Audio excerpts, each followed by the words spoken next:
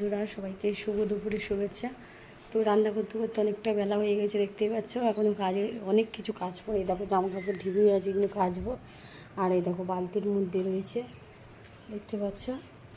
তো যাই হোক, এখনও কাচাকুচি করবো, এখন অনেক কাজ। তো সবে রান্না শেষ হলো, তখন 12:30 বাজে।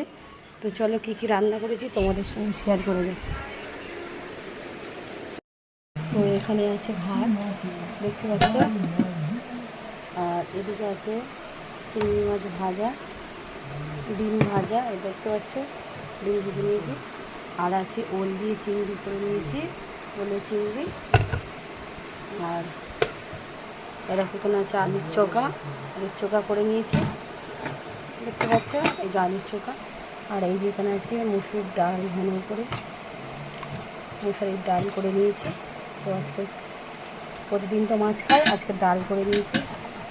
মুসুর ডাল, চিংড়ি মাছ ভাজা, আলুর চোখা, ডিম ভাজা আর ওলের চিংড়ি। তো বন্ধুরা, আর এখানে দুধ আছে।